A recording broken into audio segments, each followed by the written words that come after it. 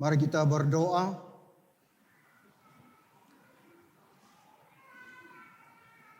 Bapa Surgawi, masa untuk kami berdiam diri karena untuk mendengar perkongsian firman. Berkati hamba-Mu ini supaya hanya kebenaran firman-Mu yang disampaikan. Dan semoga hanya Engkau yang dipermuliakan melalui pemberitaan firman ini. Berkati juga anak-anak-Mu agar mereka menerima firman-Mu dengan sukacita. Dan semoga membangunkan iman mereka. Dan mereka dapat mengaplikasikan di dalam hidup kekristenan mereka. Di dalam nama Yesus Kristus kami berdoa. Amin.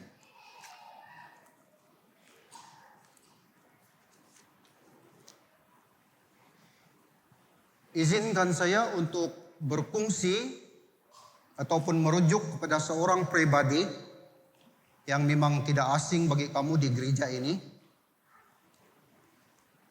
Dia pernah melayani di gereja ini pada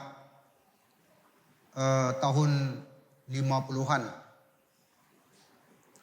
Dan dia ini saya anggap sebagai seorang misionari,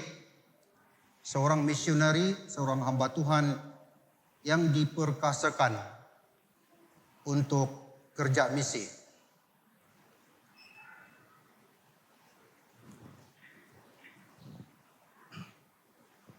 Pada tahun 1958, Canon Frank Lomax, yaitu padri daripada gereja ini, mengembara ke Tongod, kampung asal saya lah, ya.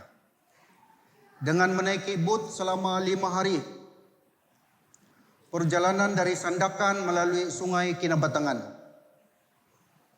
Dengan niat supaya penduduk di pedalaman negeri Sabah juga dapat mendengar Injil keselamatan. Beliau mendirikan sebuah gereja di Tongod dan dikenali sebagai Epiphany Mission Tongod. Dan sekarang dipanggil sebagai Gereja Epiphany Tongod. Dan seterusnya itu beberapa hamba Tuhan yang diutus.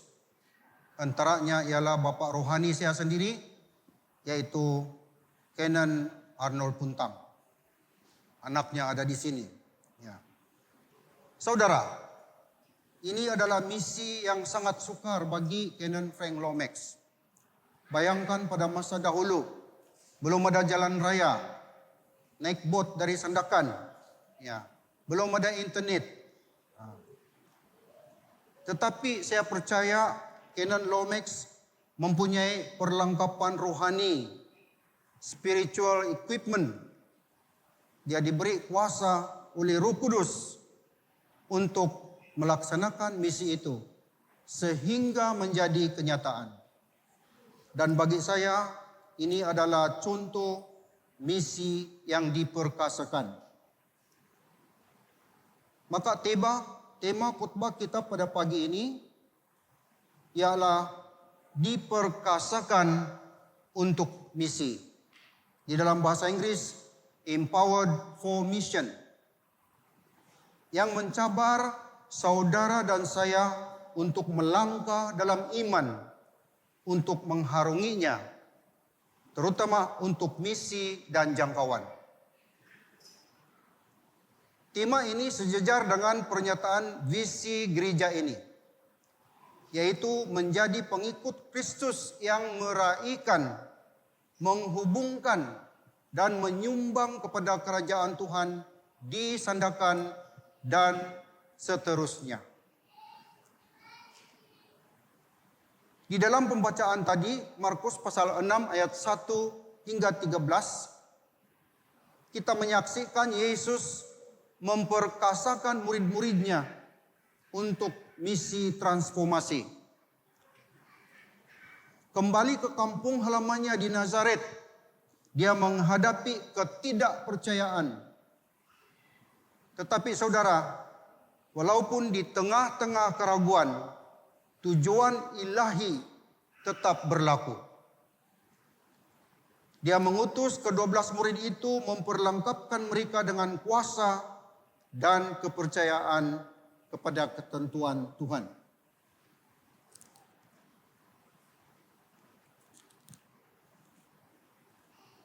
Saudara, petikan itu tadi menyatakan kebenaran penting. Tuhan memberi kuasa kepada orang biasa, bukan orang yang berpangkat.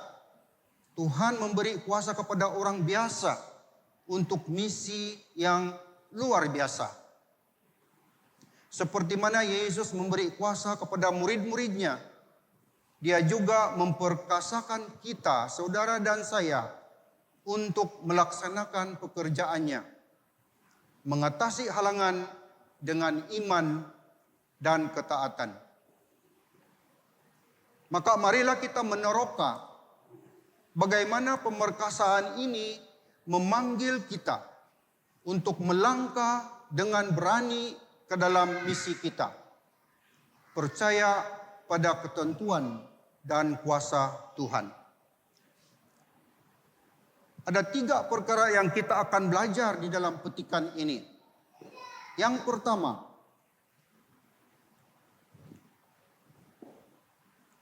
ialah cabaran kerana keakraban. Kata kunci di sini ialah keakraban. Dalam bahasa Inggris, familiarity. Dikatakan bahwa keakraban ataupun familiarity boleh menjadi toksik. Toksik macam racun lah kan. Ya, mana boleh menjadi tidak baik. Adalah penting untuk diperhatikan bahwa apabila Yesus kembali ke kampung halamannya sendiri, yaitu di Nazaret, terdapat kekaguman ataupun jangkaan ataupun expectation awal daripada orang ramai. Walau bagaimanapun, kekaguman mereka adalah dalam bentuk keraguan, ragu, dan tidak percaya. Malah ada beberapa soalan yang timbul di kalangan orang-orang Nazaret. Soalan pertama dikatakan, dari manakah orang ini mendapat perkara-perkara ini? Apakah hikmat yang telah diberikan kepadanya?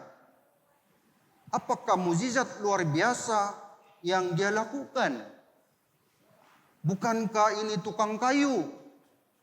Bukankah ini anak Maria dan saudara Yakubus, Yusuf, Yudas, dan Simon? Dan soalan terakhir, bukankah saudara perempuannya juga ada di sini bersama-sama dengan kita? Itu soalan yang ditanya oleh orang Nazaret, menggambarkan mereka tidak percaya kepada Yesus, sedangkan mereka akrab kepada Yesus. Dan mereka semua mengkhuatiri, nah ini lagi, dan seakan tidak yakin kepada Yesus, karena mereka sudah terlalu biasa dan mengenali Dia. Saudara, itulah cabaran melalui keakraban. Jadi rupa-rupanya kalau terlampau kenal bahaya juga. Saya dengan Reverend Stefanus terlampau kenal. Harap tidak bahaya, Reverend. Ya. Orang-orang Nazaret bertindak balas dengan keraguan karena kebiasaan ataupun keakraban mereka dengan Yesus. Yesus menjawab mereka dengan ungkapan ini yang ada di dalam firman tadi. Dia kata, seorang nabi dihormati di mana-mana kecuali di tempat asalnya sendiri. Inilah kesan ketidakpercayaan. Ketidakpercayaan mereka timbul daripada fakta bahwa mereka tahu siapa Yesus sejak dari kecil lagi. Maka ketidakpercayaan mereka menghadkan keupayaan Yesus untuk melakukan mujizat. Itulah kesannya. Keakraban boleh melahirkan penghinaan dengan mencipta ilusi pemahaman yang lengkap, yang membawa kepada meremehkan yang biasa-biasa. Orang Nazaret terlalu akrab dengan Yesus sebagai anak tukang kayu. Oleh itu mereka meragui kuasa ilahinya. Yalah kan, dia tukang kayu saja. Begitu kan. Jadi mereka tidak percaya kepada divine power ataupun kuasa ilahinya. Keraguan ini berpunca daripada ketidakupayaan mereka untuk melihat di luar tanggapan mereka, menyebabkan kekurangan iman yang menghalang atau membatasi pelayanan Yesus di dalam kalangan mereka.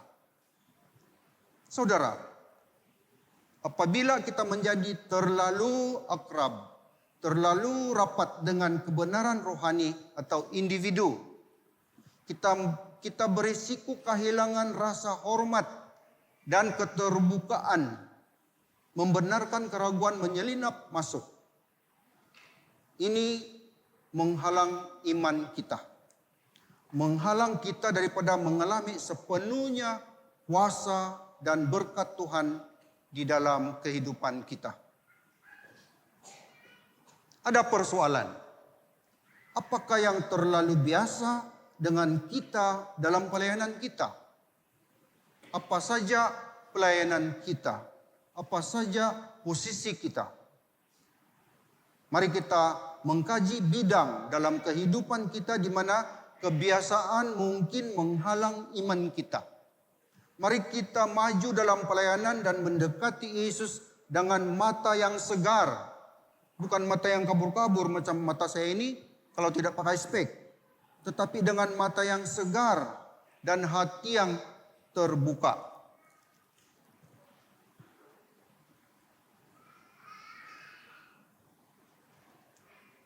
Maka kita perlu mengesan dan mengelakkan keakraban. Terpaksa mengelakkan. Perlu mengesan, kesan dahulu, baru kita elakkan keakraban yang menghalang iman kita. Bagaimana? Pertama,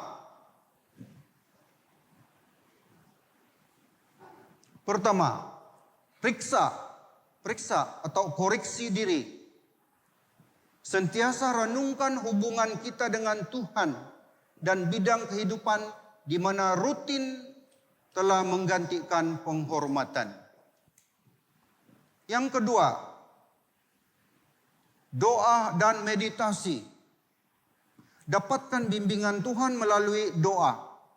Minta kejelasan untuk mengenali di mana kebiasaan mungkin mengumpulkan sensitivity rohani kita.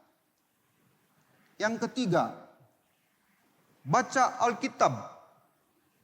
Mempelajari Alkitab dengan mata yang segar. Mencari insight yang baru. Membenarkan firman Tuhan mencabar dan mengubah kita. Yang seterusnya, cari maklum balas daripada orang lain. Terlibat dalam perbualan dengan mentor atau rakan rohani yang dipercayai, yang boleh memberikan perspektif luaran tentang perjalanan iman kita. Dan seterusnya, tanda-tanda berpuas hati ataupun sign of complacency. Kenal pasti kawasan di mana amalan rohani telah menjadi mechanical atau di mana kita tidak lagi berasa tercabar atau diilhamkan. Saudara, itu adalah poin yang pertama, yaitu cabaran kerana keakraban. Cabaran kerana terlalu kenal. Poin saya yang kedua. Yesus memperkasakan murid-muridnya untuk misi. Yesus tidak dihalang oleh ketidakpercayaan orang-orang Nazaret. Kan dikatakan tadi orang Nazaret tidak percaya kepada dia. Tapi Yesus tidak dihalang atau tidak terhalang. Dia mengumpulkan muridnya dan mengutus mereka berdua-dua ke kampung-kampung.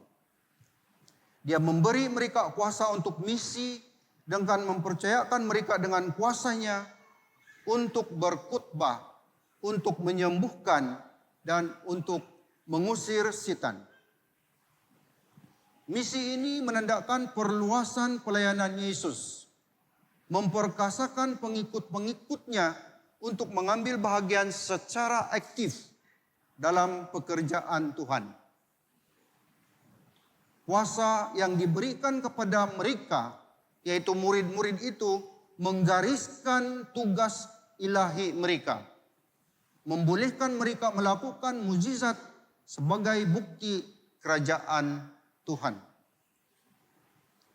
Saudara, kepentingan misi mereka menunjukkan bahwa orang biasa, sekali lagi, orang biasa apabila diberi kuasa oleh Tuhan, boleh menjalankan tugas yang luar biasa. Maknanya saudara-saudara, jangan anggap kamu orang biasa, tetapi kalau Tuhan pilih kamu, kamu diberi kuasa oleh Tuhan, dan kamu akan dapat menjalankan tugas yang luar biasa. Delegasi kuasa ataupun delegation of power ini meramalkan misi global gereja sedunia, menekankan iman, ketaatan dan pergantungan kepada ketentuan Tuhan. Mereka diberi arahan khusus. Ada arahan khusus lah. Contohnya, tidak membawa apa-apa untuk perjalanan, dan tinggal di rumah yang mengalu-alukan dan menerima mereka. Ya.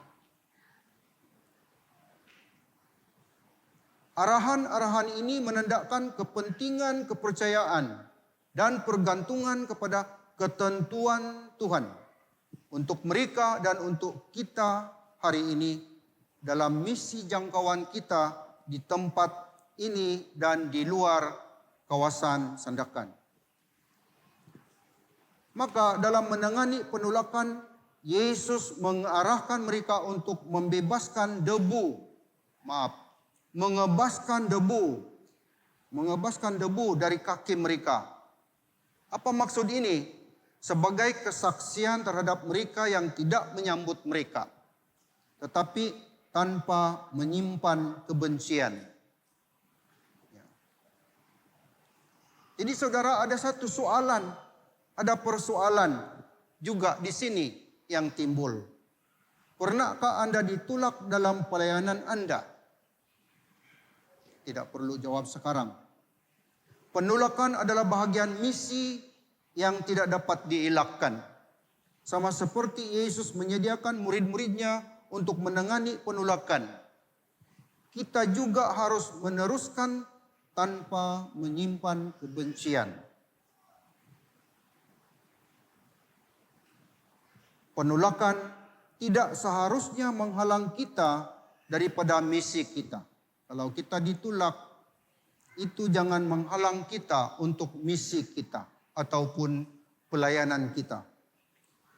Tetapi fokus pada panggilan Tuhan memerlukan ketahanan dan komitmen yang tidak berbala-bagi untuk menyebarkan mesejnya. Dengan menerima penolakan sebagai sebahagian daripada perjalanan, kita boleh mengekalkan iman dan keazaman kita.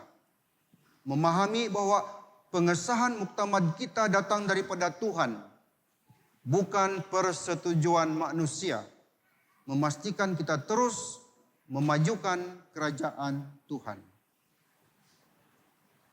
Saudara, ada beberapa contoh bagaimana kita boleh diperkasakan untuk misi.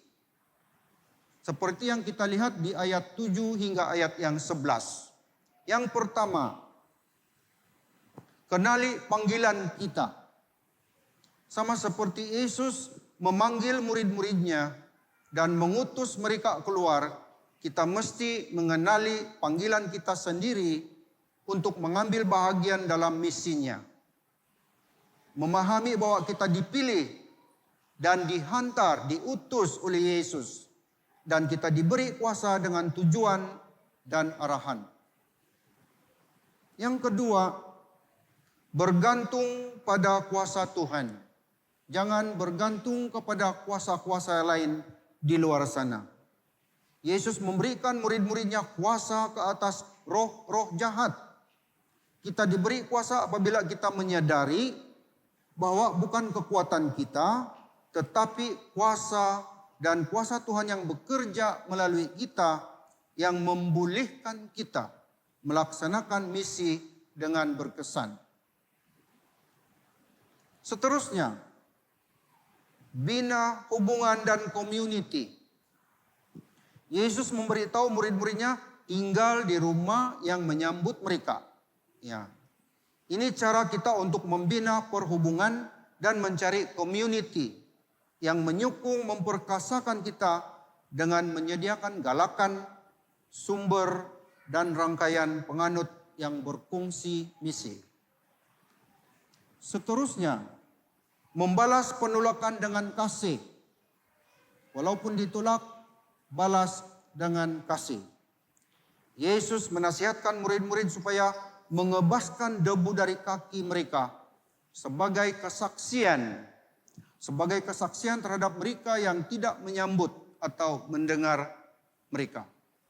Menerima penolakan itu adalah sebahagian daripada misi memperkasakan kita untuk bergerak ke hadapan tanpa berkecil hati atau menyimpan kebencian.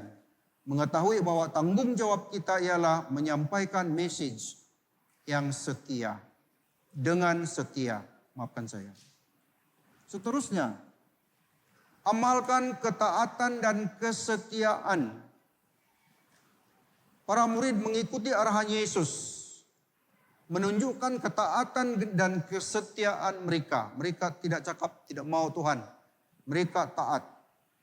Kita diberi kuasa apabila kita mematuhi bimbingan dan perintah Tuhan. Mempercayai bahwa rancangannya adalah sempurna. Sebelum pun mereka melaksanakan, mereka tahu bahwa rancangan Tuhan itu adalah sempurna. Dan yang terakhir, terlibat dalam doa dan persediaan. Sama seperti para murid meluangkan masa bersama Yesus sebelum diutus. Kita mesti melibatkan diri dalam doa. Kita perlu berdoa. Kita perlu belajar. Dan kita perlu ada persediaan rohani. Hubungan dengan Tuhan ini menguatkan iman kita dan menyediakan kita untuk menghadapi cabaran misi di hadapan kita. Saudara, dengan cara ini kita dapat diperkasakan, diperkuatkan untuk misi. Percaya kepada kuasa, percaya kepada ketentuan dan bimbingan Tuhan semasa kita melaksanakan pekerjaan ataupun pelayanan di dunia ini. Saya sudah memberikan 2 poin kepada saudara, yaitu cabaran karena keakraban, Yesus memperkasakan muridnya untuk misi, dan poin saya yang terakhir ialah kuasa kepatuhan untuk setia. Seperti yang dinyatakan di dalam ayat yang ke-12 dan ke-13 tadi. Para murid mematuhi arahan Yesus. Mereka keluar untuk memenuhi misi mereka dengan iman yang tidak berbelah bahagi. Mereka mengajar pertaubatan, menggesa orang untuk kembali kepada Tuhan, dan menyatakan mesej keselamatan yang diberikan oleh Tuhan Yesus. Mereka menunjukkan kuasa yang diberikan kepada mereka dengan mengusir banyak syaitan, membebaskan individu daripada perhambaan roh. Mereka juga mengurapi orang sakit dengan minyak dan penyembuhan. Semuanya ini menunjukkan belas kasihan dan kuasa Tuhan. Tindakan mereka menunjukkan ketaatan yang setia kepada perintah Yesus, bergantung pada persediaan dan kuasa ilahi daripada Tuhan Yesus. Mereka komitmen, mereka menunjukkan kuasa transformatif Injil, menyebarkan harapan dan penyembuhan di dalam komuniti mereka. kepercayaan murid-murid yang tidak tergoyahkan kepada perintah Yesus dan tindakan setia mereka membenarkan kuasa Tuhan bekerja melalui mereka. Menekankan bahwa iman dan ketaatan adalah penting dalam menyatakan kerja-kerja mujizat Tuhan dan memajukan kerajaan Tuhan. Saudara, begitu juga pelayanan kita yang taat dan setia boleh menghasilkan hasil positif yang mendalam. Apakah itu? Pertama, pertaubatan. Yang kedua, pembebasan. Dan yang ketiga, ialah penyembuhan. Melalui pelayanan, kita boleh membawa banyak orang kepada pertaubatan. Mengembalikan hati mereka kepada Tuhan dan memupuk pembaharuan rohani. Kita boleh membebaskan orang daripada penindasan syaitan, menunjukkan kuasa kerajaan Tuhan, mengatasi kegelapan dengan bantuan Roh Kudus. Kita boleh menyembuhkan orang sakit dengan menunjukkan belas kasihan dan kuasa Tuhan, bukan kuasa kita. Kita boleh membawa pendamaian dan pemulihan fisikal dan rohani dengan kuasa Tuhan. Saudara, di dalam semua ini ada aplikasinya yang perlu kita aplikasikan di dalam kehidupan kekristenan kita, yaitu iman tanpa sempadan. Iman tanpa sempadan.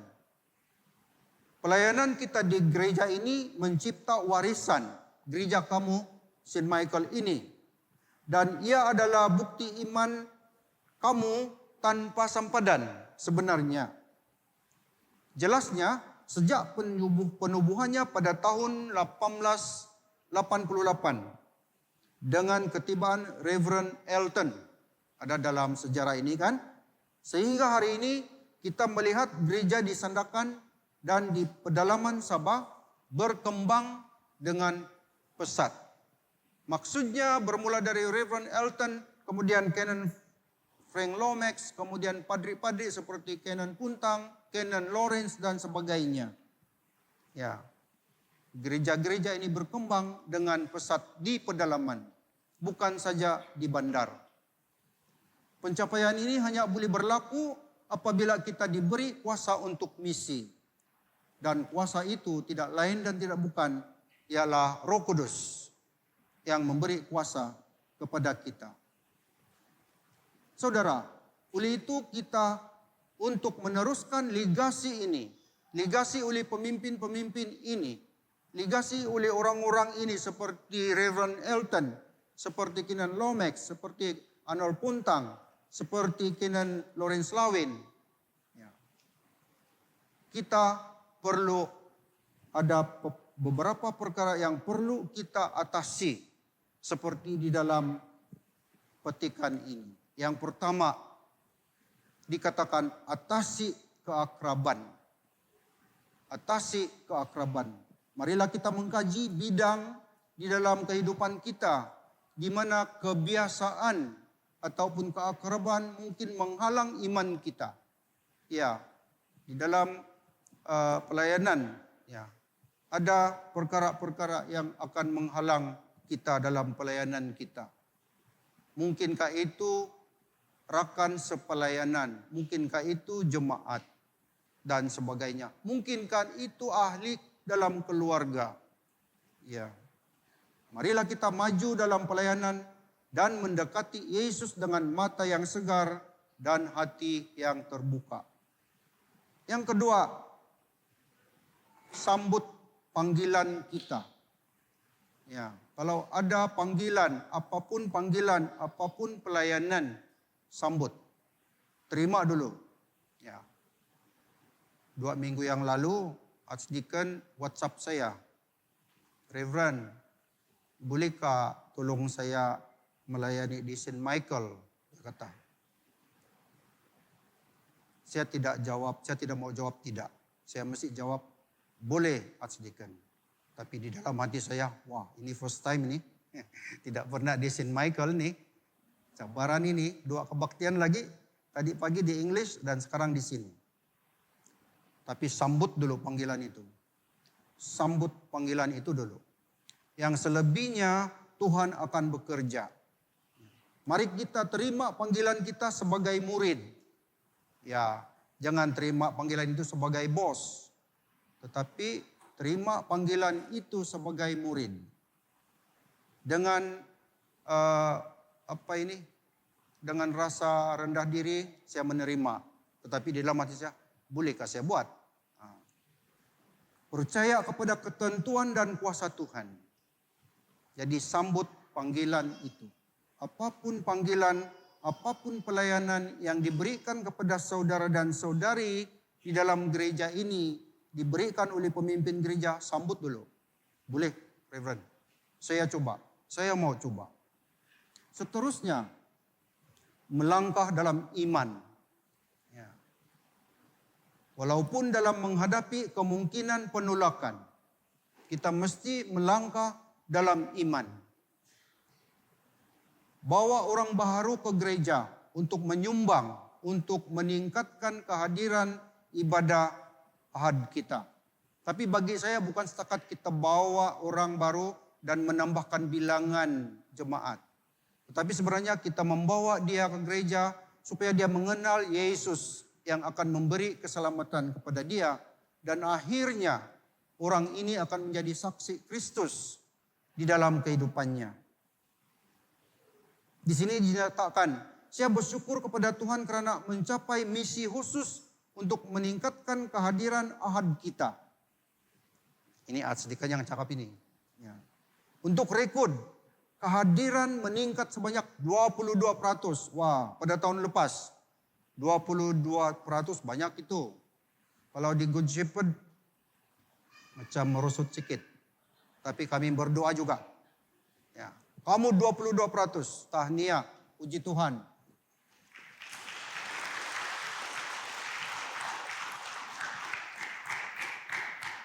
Kita berdoa kepada Tuhan untuk mengekalkan momentum ini atau meningkat lagi. Kata Atsdikan, mesti naik jangan turun. Ya, ingat ha? Yang seterusnya, hidup dalam kesetiaan. Hidupkan iman kita dengan ketaatan dan kepercayaan. Mengetahui bahwa Tuhan bekerja melalui kesetiaan kita. Saya tambah lagi. Tuhan bekerja melalui kekurangan kita. Kalau kita rasa kurang, Tuhan yang akan berkarya. Tuhan yang akan bekerja. Dia akan menyelesaikan perkara yang kita rasa mustahil di dalam pelayanan kita. Jadi saya sudah serius cakap tadi. Saya mau kasih cool down sedikit kamu. Ada kesaksian sedikit. Bolehkah? Ya, pindik. 2 minggu yang lalu, ada hamba Tuhan, kawan juga lah, seorang padri. Saya WhatsApp dia, di mana kau ini, Reverend? Saya di KK by ini, Reverend. Saya sakit, dia cakap. Tak payah sebut nama lah kan. Saya sakit. Saya mau jumpa dokter, dia cakap. Oh, jadi apa sakit? Belum tahu lagi, sebab belum jumpa dokter, dia cakap. Ya. Tapi memang saya sakit. Dari jauh saya datang ke Kiki mau jumpa dokter, dia cakap. Oh. Jadi di dalam hati saya mau cakap sudah, saya mau berdoa untuk Reverend, saya kata. Dah lama dia WhatsApp, Reverend tolong berdoa untuk saya. Dia WhatsApp. Sambil saya main-main kepada dia. Macam mana saya berdoa sama kau? Kita berjauhan begini. Jadi berdoa sajalah. Jadi saya kata begini. Saya rakam doa saya dengan handphone saya. Kemudian Reverend nanti dengar. Bagus-bagus. 1 minggu kemudian saya WhatsApp lagi dengan dia. Reverend macam mana kau? Oke sudah. Saya balik sudah. Tapi tidak perlu balik. Tidak perlu sentuh di mana baliklah. Saya balik sudah di tempat saya. Dan saya sehat sudah. Dia kata. Puji Tuhan. Saudara, ini menyentuh tentang iman tanpa sempadan. Kami berjauhan, tetapi saya hanya berdoa dengan dia melalui voice message. Dan perkara penting yang saya ingin nyatakan di sini, bukan saya yang berkuasa. Bukan saya yang berkuasa, bukan doa saya yang berkuasa. Tetapi pertama adalah iman hamba itu kepada doa saya, dan iman dia percaya kepada Tuhan bahwa Tuhan boleh menyembuhkan dia. Saya tiada kuasa, saya hanya berdoa untuk dia. Demikian juga saudara, gunakan handphone kamu untuk berdoa dengan keluarga kamu yang jauh. Kalau ada keluarga yang jauh sakit, tanya, oke, kau rekam kau punya doa, suruh dia dengar. Kalau kau yakin Tuhan bekerja, dia akan sembuh. Iman tanpa sempadan. Ya, saudara, dengan itu saya mau buat kesimpulan. Ada 2 kesimpulan yang saya boleh buat. Pertama, mari kita berdoa untuk iman yang diperbaharui. Ya, sentiasa iman kita diperbaharui. Keberanian dalam misi dan ketaatan yang teguh. Itu adalah kesimpulan yang pertama. Yang kedua, saya menggalakkan saudara untuk mengambil langkah iman tertentu pada minggu ini. Menggalakkannya sama ada membawa, sekali lagi lah, membawa seorang rakan. Sebab ini misi, ya. Ini misi, membawa seorang rakan ke gereja. Siapalah rakan itu kan? Kalau rakan sekerja pun boleh, kalau di sekolah, classmate atau siapa saja bawa. Selain daripada itu, bagi saudara yang bekerja, berkongsi kepercayaan Anda di tempat kerja Anda. Saya ingin berkhidmat dengan cara yang baharu. Mungkin cara kita kerja selama ini tidak berapa oke, sudah tidak bersemangat. Berkhidmat dengan cara baharu atau mempercayai Tuhan dalam situasi yang mencabar. Saya ingin kongsikan ini, berkongsi kepercayaan di tempat kerja. Semasa saya kerja di kementerian dulu sebagai seorang nazir sekolah selama 11 tahun, saya berhadapan dengan rakan-rakan yang dari Semenanjung yang tidak seiman dengan saya. Dan setiap kali kami bermesyuarat, berjumpa dan sama-sama memeriksa sekolah, mereka taulah dalam perbualan, ya. Jadi saya ikut-ikutanlah kan. Jadi lepas itu dia kata, oh Albert, kau pandai sudah ini yang tentang ini Islam, ada juga yang kau tahu dia kata. Saya kata sebab saya ada juga keluarga yang beragama Islam, saya cakap begitu kan. Oh kalau begitu,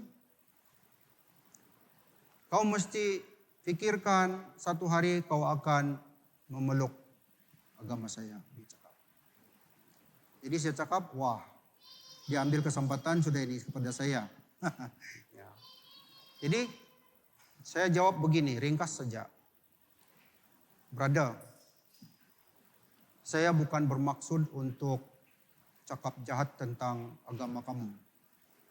Tetapi setakat ini saya sesuai, saya serasi, dan apa yang saya percaya sekarang ini, Yesus Kristus itu adalah penyelamat saya.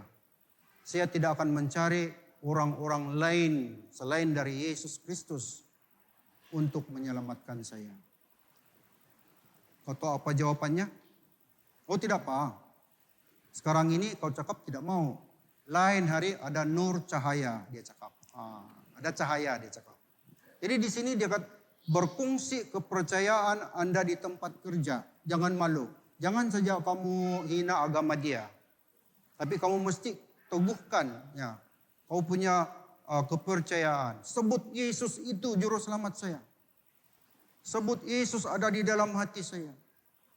Tidak akan saya gadaikan iman saya hanya karena apa-apalah kan. Kuatkan, berkongsi kepercayaan Anda di tempat kerja Anda. Di tempat kamu bersekolah. dimanapun kamu berada. Kalau terserempak di kedai kopi, ambil peluang untuk berfungsi kepercayaan Anda. Saudara, semoga saudara dan saudari diberi kuasa untuk meluaskan kerajaan Allah di Sandakan dan seterusnya. Mari kita berdoa. Bapak Surgawi, kami berdoa untuk apapun posisi kami, khususnya untuk misi dan pelayanan di dalam keluarga kami, di dalam gereja kami, dan di dalam masyarakat kami. Khusus untuk mengungsikan pengharapan dan kasih Kristus di dalam gereja kami dan di Sandakan. Bapa, kami mohon, kuatkan kami dengan Roh Kudus-Mu, agar melalui Roh Kudus-Mu kami diberi kata-kata, kami diberi bimbingan, dan kami ada akses untuk berfungsi kasih anugerah-Mu dengan orang-orang yang kami temui. Semoga mereka yang kami layani datang dengan kesusahan, pengalaman dan perspektif yang jujur, dan mereka terbuka untuk mengenali Engkau secara pribadi. Bapa Surgawi, tolonglah kami melalui Roh-Mu, supaya kami mengetahui bila kami perlu bercakap, supaya kami tahu bila kami perlu mendengar. Tolonglah kami untuk berjalan dengan keberanian, berserah hanya kepada kuasa-Mu, berdiri dengan berani dan tanpa rasa takut. Sama seperti Musa berdiri di hadapan Firaun dengan berani mengumumkan tugas-Mu kepadanya, kami juga akan dapat berdiri di hadapan orang lain. Bapak Surgawi, tolonglah kami untuk tidak takut kepada amarah dan kekerasan manusia, tetapi untuk mengetahui apa yang penting adalah kehendak-Mu pada akhirnya. Bapa Surgawi, bantulah kami semasa kami mengisytiharkan nama-Mu di dalam gereja kami, gereja Saint Michael dan semua malaikat di Sandakan ini dan seterusnya. Kami mohon dan kami percaya Tuhan mendengar doa kami ini. Hanya di dalam nama Yesus Kristus kami berdoa. Amin. Terima kasih, Tuhan memberkati.